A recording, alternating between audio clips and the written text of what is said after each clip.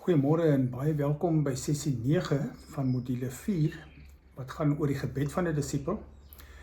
Jy sal agterkom ons staan nou nogal 'n hele paar sessies stil by kontemplatiewe gebed om dit goed te bedink en wat eintlik daarmee gebeur en wat in onsself gebeur wanneer ons daarmee besig is. Maar ook dat dit aangevul word soos baie goed beskryf die Lectio Divina, die verskillende fases van omgaan met die woord en dan stil word, dit bepeins en dan net sommer by God te wees. Nou in hierdie sessie wil ek bietjie praat oor hoe ons harte gevul word met die waarheid. Nou, dit was 'n baie sterk lering in die tradisie van die woestynvaders, dat daar gewaak moet word oor jou hart, om versigtig te wees wat jy in jou hart toelaat. En dit kom uit Spreuke 4, waar daar so gesê word, wat die Spreukedigter sê, wees veral versigtig met wat in jou hart omgaan, want dit bepaal jou hele lewe. En dit is baie waar, dit wat in jou hart gesperre word, wat jy daar toelaat, wat jy daar laat woning maak, bepaal alles wat jy doen.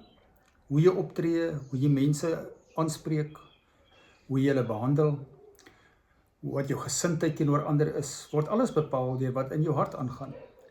Maar dit is ook nie altyd maklik, en ek glo ook nie altyd nodig, om nou net 'n stryd aan te knoop met al die kwaad en die woede en die onreg in jou hart nie.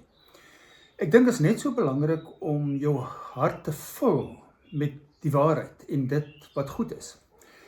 En dit word baie sterk byvoorbeeld deur Paulus aanbeveel in die Nuwe Testament, wat hy sê ons moet bedink die dinge wat daarbo is, en nie die dinge wat op die aarde is nie. Met ander woorde, ons moet ons gedagtes vul met die waarhede rondom God en sy koninkryk. In Filippense 4 sê hy byvoorbeeld, ons moet alles wat edel is, alles wat reg is, alles wat rein is, alles wat mooi is, alles wat prysenswaardig is, bedink dit.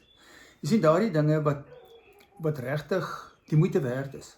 Want as jy jou hart daarmee vul, dan is daar later nie plek meer vir woede en wrokkigheid en al die ander dinge wat so maklik oorneem nie. Want as jou hart gevul is met die positiewe, met God self, met sy teenwoordigheid, dan neem dit oor, dit maak gesond, dit maak heel, dit help jou om te laat gaan rondom daai goed wat jy so ontsteld oor was. Nou in hierdie sessie verwys ek ook na die riglyne van een van die monnike in Egipte.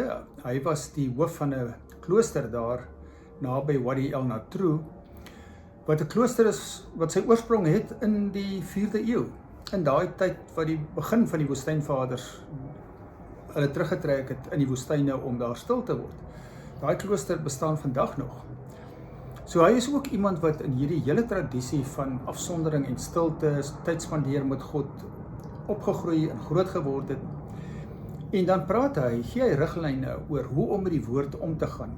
En in sy riglyne kan mens baie duidelik hoor, hy praat ook maar oor Lectio Divina, maar hy gee dit ook 'n besondere inkleding. Wat hy sê, dis belangrik om te begin met 'n hoorbare lees van die woord. Dit hardop te lees en dit herhaaldelik te doen, sodat die woord werklik in jou kan ingang vind en in jou kan tuiskom. Hy sê dit moet amper asof ware wees, asof jou hart 'n betroubare stoorkamer word vir die woord, wat hierdie kosbare skat ontvang en jy dit daar koester, dit oordink, dit deel van jouself maak. Want as jy dit doen, dan word die woord later deel van jou hele denke, van hoe jy oor dinge dink, hoe jy dinge sien. Die woord vorm ons, dit werk met ons. Nou, dit is weer hierdie gedagte, dit is nie net, jy sien, Bybelstudie waar jy probeer verstaan en met die woord werk nie, maar waar jy toelaat dat die woord met jou werk, en jou gedagtes vorm, en jou manier van dink vorm, en jou insig en jou sieninge vorm. En op daardie manier raak dit ook jou hele emosionele wêreld. Jy raak 'n mens wat baie meer rustig is, ontspanne is, wat dinge nie meer sien vanuit die ego nie, maar begin sien vanuit God se perspektief. En dit is 'n baie groot en belangrike ding wat in ons lewens moet gebeur. Daai transformasie in onsself, wat ons nie self kan bewerk nie, maar wat God bewerk. deur die woord en deur die gees. Dan noem hy ook dat met dit saam, dit baie goed is om mettertyd die woord so in jou hart te bære, dat jy dit eintlik memoriseer. Nou, die woestynvaders het nie doelbewus eintlik pogings aangewend om die woord te memoriseer nie, maar hulle het dit wel gedoen, deur die bepeinsing en oordenking daarvan. Hulle het byvoorbeeld die psalms in hulle liturgie so gereeld gesing met chants, dat meeste van hulle al 150 psalms uit hulle kop geken het. Nou kan jy net dink, as jy sulke groot dele van die woord in jou hart bære, dat jy dit memoriseer, dat dit deel van jou word, hoe dit jou vorm, hoe dit jou totale menswees aanraak. En dit sê hulle dan weer, maak dat jou gebede ook baie sterk daardeur geraak word. Dat jou gebede dan eintlik deur die woord gevorm word, omdat die wil van God in die woord van God is. En jy later begin om spontaan die woord te bid, dit wat jy in jou hart gebære het, jou gebede daarby aansluit. Wanneer dit kom by woordelikse gebed, dan is dit daardie skatkis wat in jou hart is, wat jou gebed ook dra en stuur binne die wil van God.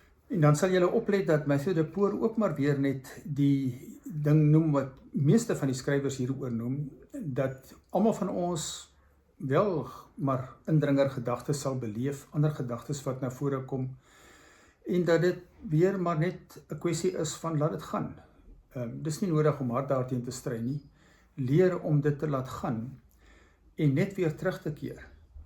So die groot boodskap deur alles hierdie is ook dat die hoorbare bepeinsing, oordenking van die woord, is wel 'n verskriklik belangrike komponent in ons gebed, want dit vorm ons gebede. Die meditasie met die bepeinsing van die woord is ook amper die brandstof vir kontemplasie, wanneer ons in stilte net by God is en ontspan. Want ons weet, dit is alles, die basis is alles daarvan, is die woord van God. Dit is wat ons weet, waarin ons vasgehou en gedra word, deur die woord van die waarheid. En daardie woord van die waarheid het geweldige krag in elke mens se lewe.